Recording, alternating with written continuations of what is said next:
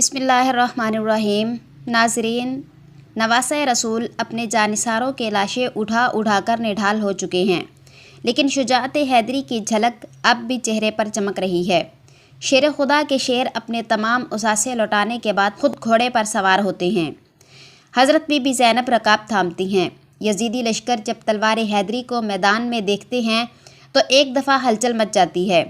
ہر کوئی امام کے سامنے آنے سے ڈر رہا ہے، کیونکہ جانتے تو سب ہی تھے کہ اب میدان میں کون اترا ہے۔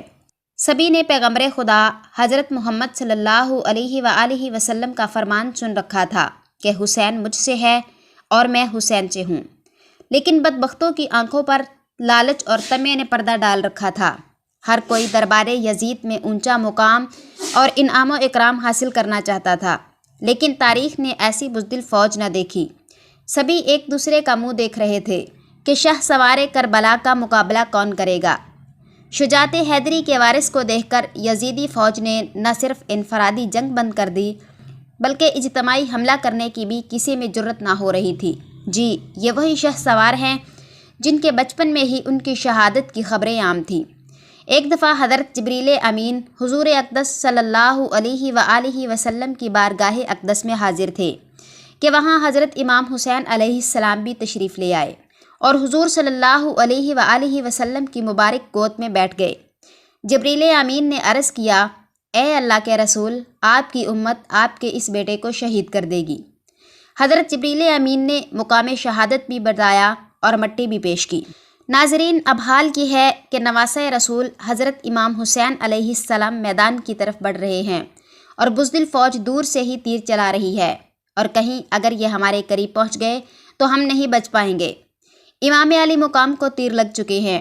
شمشیر حیدری پر پورا لشکر یکبارگی سے حملہ آور ہوتا ہے۔ خوف کے مارے فوجیوں کی گردنیں کٹ رہی ہیں۔ سینکڑوں یزیدی فوجی جہنم واصل ہو چکے ہیں کہ اچانک امام علی مقام کو اذان کی آواز آئی اور آپ نے اپنی تلوار روک دی اور نماز پڑھنے کی مہلت مانگی۔ یہی وہ وقت تھا کہ جب شمر کے جوش دلانے پر مالک کندی نے پیچھے سے ایسا وار کیا کہ تلوار کلاہ مبارک کو کاٹتی ہوئی کاسائے سر تک پہنچ گئی۔ خون کا فوارہ نکل پڑا۔ جیسے جیسے وقت گزرتا گیا، امام کے جسموں پر تلواروں، تیروں، نیزوں کے زخم بڑھتے جا رہے تھے، لیکن پھر بھی کسی میں ہمت نہ تھی کہ شجاعت کے اس کوہ گراں کو شہید کر سکے۔ شمر ملعون کے کہنے پر سب نے تیروں کی برسات کر دی۔ خولی بن یزید نواسۂ رسول صلی اللہ علیہ وآلہ وسلم کا سر کاٹنے کے لیے آگے بڑھا، لیکن ہاتھ کانپ گئے۔ پھر شقی القلب، بدبخت اور ذلیل سنان بن انس آگے بڑھا اور انعام و اکرام کے لالچ میں امام علی مقام کا سر تن سے جدا کر دیا۔ ملعون ابن زیاد کے حکم پر تمام سر نیزوں پر چڑھا دیے گئے اور جس میں اطہر کو گھوڑوں کی ٹاپوں تلے پامال کیا گیا۔ ناظرین، شہادت حسین رضی اللہ تعالیٰ عنہ تاریخ انسانی کا ایک غیر معمولی واقعہ ہے کہ پیغمبر کے پیروکاروں نے ہی اپنے نبی صلی اللہ علیہ وآلہ وسلم کے نواسے کو بے دردی سے شہید کر کے اس کا سر اقدس نیزے پر سجایا۔ یہی نہیں، خاندان رسول صلی اللہ علیہ وآلہ وسلم کے شہزادوں اور اصحاب حسین کو بھی اپنے انتقام کا نشانہ بنا کر انہیں موت کی گھاٹ اتار دیا۔ نواسۂ رسول صلی اللہ علیہ وآلہ وسلم حسین ابن علی رضی اللہ تعالیٰ عنہ اور ان کے 72 جانثاروں کے خون سے کربلا کی ریت ہی سرخ نہیں ہوئی، بلکہ اس سرخی نے ہر چیز کو ہی اپنی لپیٹ میں لے لیا۔ محدثین بیان کرتے ہیں کہ امام علی مقام کی شہادت پر نہ صرف دنیا روئی، زمین و آسمان نے بھی آنسو بہائے۔ محدثین بیان کرتے ہیں کہ نواسۂ رسول صلی اللہ علیہ وآلہ وسلم کی شہادت کے وقت بیت المقدس میں جو پتھر بھی اٹھایا گیا اس کے نیچے سے خون نکلا۔ شہادت حسین کے بعد ملک شام میں بھی جس پتھر کو ہٹایا گیا اس کے نیچے سے خون کا چشمہ ابل پڑا۔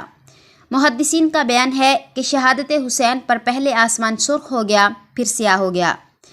امام طبرانی معجم الکبیر میں محمد بن سیرین سے روایت کرتے ہیں، حضرت امام حسین رضی اللہ تعالیٰ عنہ کی شہادت کے وقت آسمان پر سرخی چھائی رہی۔ حضرت علی بن مسہر نے اپنی دادی سے روایت کی، انہوں نے کہا کہ امام حسین رضی اللہ تعالیٰ عنہ کے زمانے میں کم عمر دوشیزہ تھی۔ اس وقت آسمان کئی دنوں تک جمے ہوئے خون کی ماند ہو گیا۔ حضرت امام حسین علیہ السلام کی شہادت کے بعد سید زادیوں کو قیدی بنا لیا گیا۔ اب اسیران کربلا کا قافلہ شہیدوں کے سروں کے ساتھ کوفہ کی جانب روانہ ہو جاتا ہے۔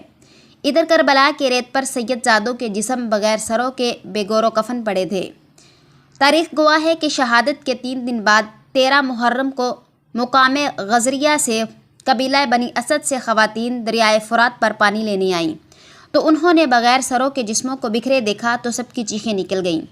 واپس گھر کو لوٹیں اور اپنے مردوں کو بتایا کہ خاندان نبوت کی لاشیں بکھری پڑی ہیں، ہمیں ان کو دفنانا چاہیے۔ چنانچہ کچھ مرد ان کے ساتھ میدان کربلا پہنچے اور قبریں کھودنا شروع کر دی۔ سبھی جنازہ پڑھنے کے لیے تیار تھے کہ اتنے میں ایک گھوڑا سوار شخص آیا اور حضرت امام حسین علیہ السلام کے جسم کے ساتھ لپٹ کر رو دیا۔ اس شخص کا رعب و دبدبہ اتنا تھا کہ ان کے لیے مصلی خالی کر دیا گیا۔ انہوں نے نماز جنازہ پڑھائی اور پھر ایک ایک جسم کا نام پکارتے اور دفن کرتے گئے۔ سب سے آخر میں حضرت عباس کو دفنایا گیا۔ جب وہ گھوڑا سوار جانے لگا تو قبیلہ بنو اسد نے پوچھا کہ آپ کون ہیں؟ تو جواب ملا کہ میں علی بن حسین ہوں۔ یہ کہہ کر چل دیے اور نظروں سے اوجھل ہو گئے۔